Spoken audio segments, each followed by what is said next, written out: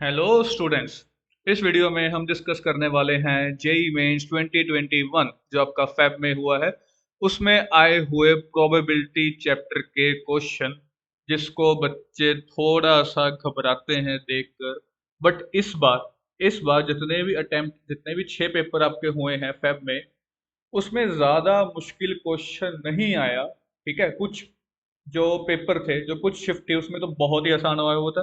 हाँ, एक एक क्वेश्चन ऐसा जरूर था जो कि मुझे डिसेंट टाइप का, मतलब कि डिफिकल्ट टाइप का लगा है।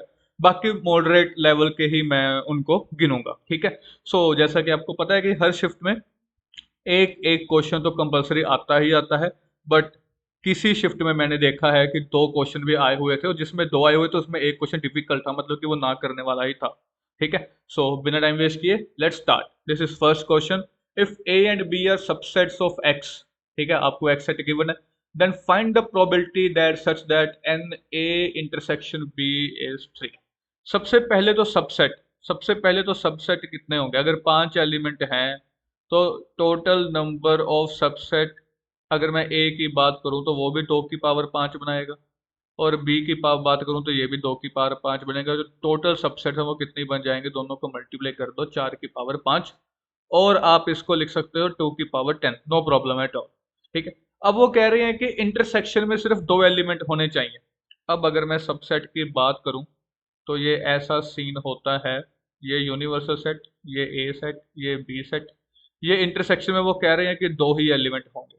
तो सबसे पहले तो इन 5 में से 2 एलिमेंट को तो आप इंटरसेक्शन में बिठा दो। बाकी कितने एलिमेंट बचे? 3। वो तीन एलिमेंट यहाँ पर भी हो सकते हैं, यहाँ पर भी हो सकते हैं, और यहाँ पर भी हो सकते हैं। मतलब उनके पास 3 जगह है जाने की, एक यहाँ, दूसरी यहाँ, तीसरी यहाँ। तो तीनों के तीनों एलिमेंट चाहे यहाँ पे जाए, चाहे यहाँ पे जाए, चाहे यहाँ पे जाए, तो तीन तीन प्लेसेस हैं भाई उनके पास। ये हो गए फेवरेबल। टोटल कितने थे? 2 की पावर 10। इसको आप सॉल्व कर लीजिए, आपके पास आंसर आ जाएगा। ये कितना बनेगा? 5 4 20/2, 10 बन जाएगा। ये 27 आ गया। ये 2 की पावर 10 आ गया। यहाँ पे 2 की पावर 9 है, तो एक 2 कट हो जाएगा। और 27 को 5 से मल्टीप्लाई कर दीजिए। ठीक है। तो ये आपके पास आ जाएगा 135/2 की पावर 9। ठीक है। इसमें कोई लंबी चौड़ी कहानी थी नहीं, ठीक ठाक सा क्वेश्चन था। ठीक है, क्लियर है। चलिए नेक्स्ट क्वेश्चन पे, let's go. Missile launch from a ship, then probability of intercept missile is 1 by 3, all right, and probability of hitting the target given it is not intercepting is 3 by 4, then find the probability that all 3 missile launched with it। पहले अगर मैं एक मिसल की बात करूं कि एक मिसल hit कर गई, तो उसकी क्या प्रोबेबिलिटी होगी? प्रोबेबिलिटी होगी कि वो hitting the target given not intercept, multiply में मैं करूंगा प्रोबेबिलिटी ऑफ नॉट इंटरसेप्ट। ऐसे ही करते होते हैं कंडीशनल प्रोबेबिलिटी। तो ये फाइंड करना है। तो ये कितना गिवन है आपको? 3/4। इंटरसेप्ट होने की प्रोबेबिलिटी 1/3 है, तो नॉट इंटरसेप्ट की कितनी प्रोबेबिलिटी हो जाएगी? 2/3। ये है एक का, ये है एक का। इसकी पावर 3 कर दो तो वो कितना बन जाएगा? 3 मिसल का। तो आप इसको चेक करोगे, 3 से 3 गया, ये गया, 1/2 की पावर क्यूब कितना आ गया? 1/8। ये हमारा आंसर है। ये क्यूब क्यों किया? क्योंकि 3 मिसल से, यहाँ पे हमने सिर्फ एक मिसल का किया था, इसलिए। क्लियर है, no problem at all, easy question. Next, ये थोड़ा सा समझने वाला क्वेश्चन था, थोड़ा सा। ABC are the outputs obtained when the 3 unbiased dices are rolled. Find the probability that the roots of the equation are equal। कहाँ है ना, आप सोचोगे सर कहाँ क्वाड्रेटिक है, कहाँ प्रोबेबिलिटी की बात किए जा रहे हैं। तो अगर रूट्स इक्वल है, एक बात क्लियर होती है कि D0, B² = 4AC, है ना। अब जो ABC है, जो इनका यूनिवर्सल सेट है, उसमें 6 तक एलिमेंट्स आ सकते हैं, क्योंकि डाइस है ना।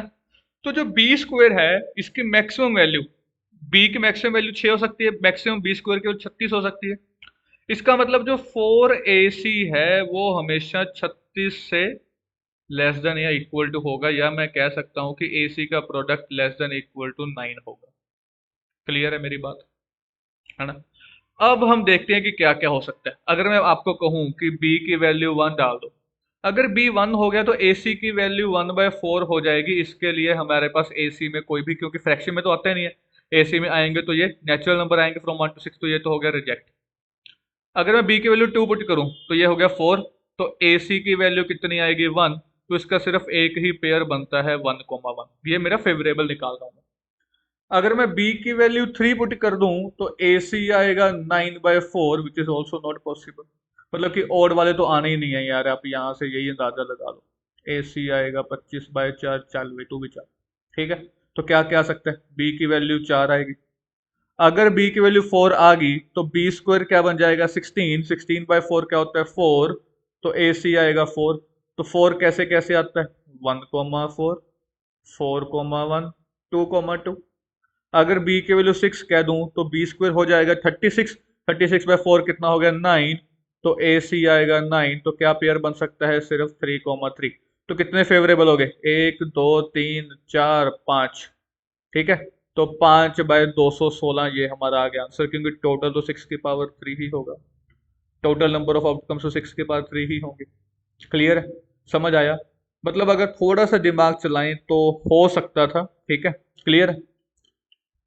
ये क्वेश्चन तो जब भी इतना बड़ा क्वेश्चन आए, सीधा दिमाग चलता है कि सर ये तो पक्की बात है कि 110% ये बेस थ्योरम का ही होगा। ध्यान से पढ़ो, 400 पीपल है, 160 वो हैं जो स्मोकर्स एंड नॉन वेजिटेरियन हैं, 100 वो हैं जो वेजिटेरियन और स्मोकर हैं, 140 वो हैं जो नॉन स्मोकर एंड वेजिटेरियन, तीनों को ऐड करके 400 बन रहे हैं। बहुत अच्छी बात है। Person smoker and non vegetarian, तो उसके डेथ होने के चांस इतने हैं, बला बला बला बला बला। एंड में क्या क्या है कि बंदा डेड हो चुका है, क्या प्रोबेबिलिटी है कि वो स्मोकर एंड नॉन वेजिटेरियन होगा।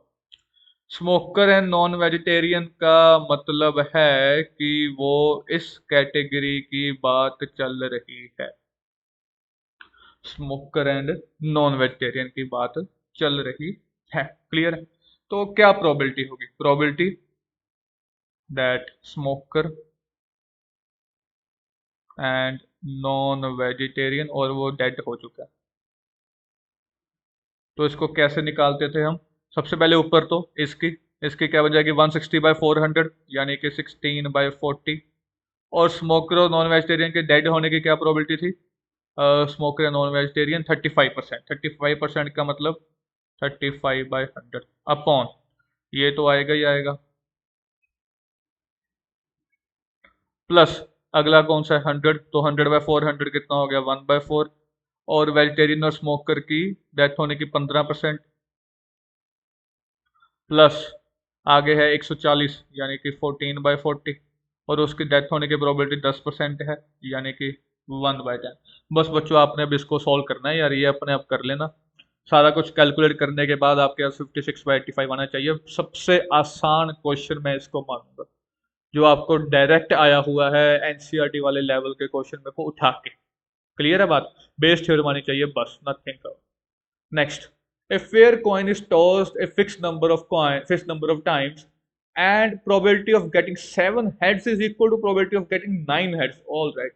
Then the probability of getting 2 heads is okay. तो ये आपका बाइनोमियल के बेस में आ चुका है, ये आपका बाइनोमियल के बेस पर आ चुका है। क्या कह रहे हैं कि 7 बार हेड आने की प्रोबेबिलिटी NC7। आपको पता है कि यहाँ पे मैं हेड है चाहे टेल आए 1/2 1/2 लिखूंगा, एक साइड n/7 लिखूंगा, एक साइड 7 लिखूंगा, दोनों को ऐड करके n ही बनेगा। तो इस साइड भी NC9, यहाँ पे भी, है ना? तो ये तो इससे कट हो जाएगा, आपके पास NC7 इक्वल टू NC9 होता है। तो इस टाइम पे ऐसा करने के बाद आपके पास n की वैल्यू क्या आ जाएगी 16 आ जाएगी, क्योंकि n इक्वल टू इन दोनों का प्लस होता है ना? NCR equal to NCA equal to NCB। तो या तो इन दोनों इक्वल होते हैं, नहीं तो ये इसका सम होता है। तो n आ गया 16, तो वो कह रहे हैं कि 2 हेड आने की क्या प्रोबेबिलिटी है। तो रिक्वायर्ड प्रोबेबिलिटी कितनी आ जाएगी, रिक्वायर्ड प्रोबेबिलिटी कितनी आ जाएगी 16C2, 16C2 1/2 की पावर 16 बन जाएगा यहाँ पे, यहाँ पे 1/2 की पावर 16 हो जाएगा। 16 कितना होता है, नीचे 2 की पावर 16 लिख देता हूँ, ये होता है 16 × 15/2, तो वो कट होके यहाँ पे 8 आ जाएगा। तो इसके बाद बच्चों आपकी खुद की कैलकुलेशन है, ठीक है।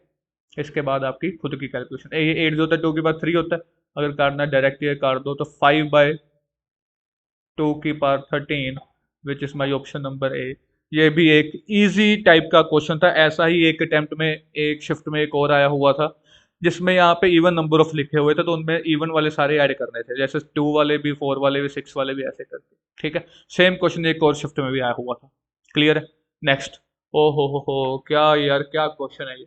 A 7-digit number is to be formed using the digits 4 3 times,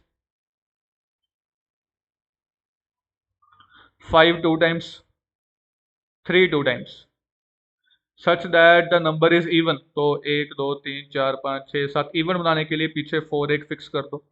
ये फिक्स हो गया भैया। अब ये कितने बचे हैं, 6 बचे हैं। तो फेवरेबल कितने होंगे, 6 फैक्टोरियल अपॉन क्या क्या रिपीट कर रहा है, 4 2 बार रिपीट कर रहा है, 5 भी 2 बार रिपीट कर रहा है, 3 भी, क्योंकि एक तो फिक्स कर दिया, बाकी 6 में से देखना। टोटल आउटकम्स कितनी होगी, 7 फैक्टोरियल, 3 फैक्टोरियल, 2 फैक्टोरियल, 2 फैक्टोरियल, तो ये इससे कट हो जाएगा, ठीक है। ये कट होके अकेला 3 देगा, ये कट होके अकेला 7 देगा, तो ये इधर उधर करके 3/7 मेरा आंसर आ जाएगा। बहुत ही आसान क्वेश्चन है, बहुत ही आसान।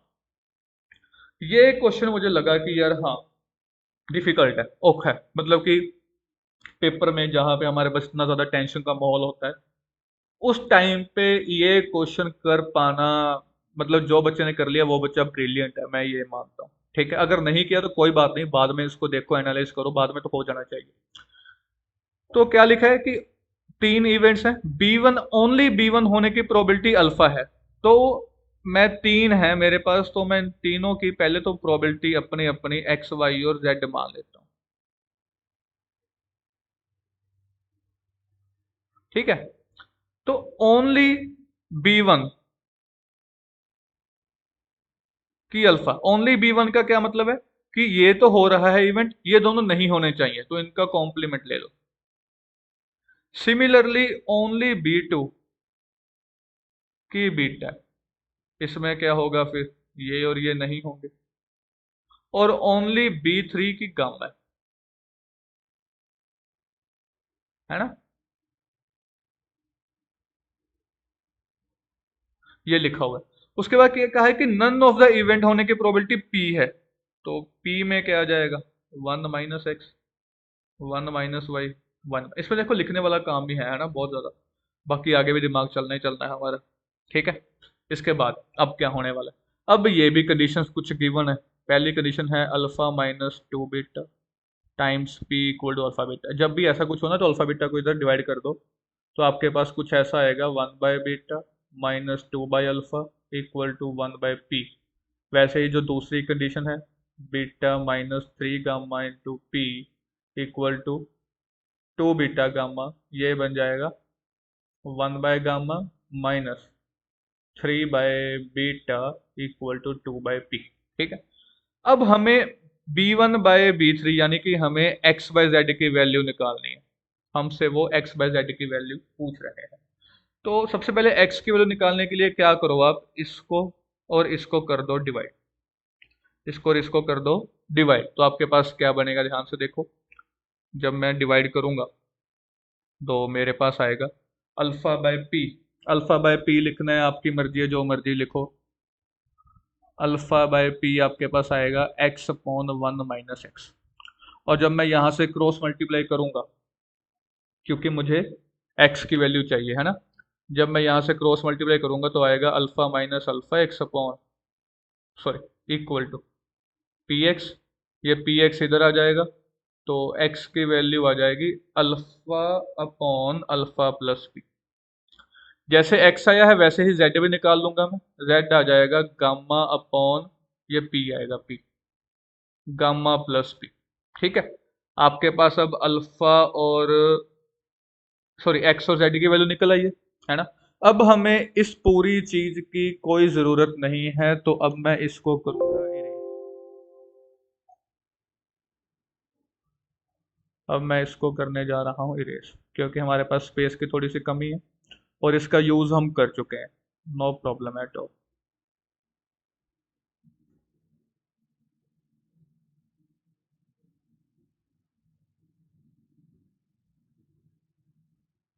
ठीक है।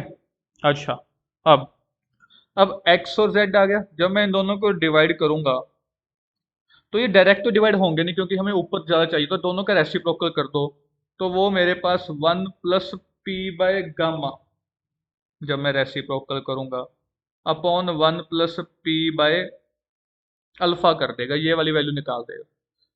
अब हमने इसमें से यूज करके इन दोनों के बीच में रिलेशन फाइंड करना है। अब देखो बीटा कहाँ पे है, नहीं बीटा कहीं पर भी नहीं है, तो मैं यहाँ से 1/बीटा की वैल्यू निकाल के यहाँ पे पुट करने लगा हूँ। तो मेरे पास क्या बनेगा, चेक करो। 1/गामा -2/p इक्वल टू 3 टाइम्स 1/बीटा की क्या वैल्यू आ जाएगी, 1/p + 2/अल्फा।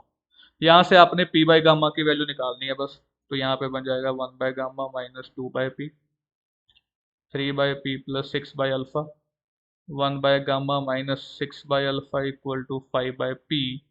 यहाँ से आप चेक कर लो, p/गामा आपके पास आ जाएगा 5 + 6p/अल्फा। ये वैल्यू यहाँ पे पुट कर दीजिए, ये वैल्यू यहाँ पे पुट कर दीजिए। 1 प्लस, तो ये बन जाएगा 6 कॉमन आ जाएगा, 1 + p/अल्फा। ये भी नीचे से यही 15 है, तो ये हो गया कट। हमारे पास आंसर कितना आ गया, 6। तो जो इसका करेक्ट आंसर है वो आएगा 6। इसको मैं डिफिकल्ट में मान के चलूंगा। क्लियर है? आई होप आपको ये लेक्चर समझ आया होगा और आपको अच्छा आया होगा। तो that's all for this video. मिलते हैं नेक्स्ट वीडियो में नए चैप्टर के साथ। तब तक के लिए कीप प्रैक्टिसिंग। Thank you.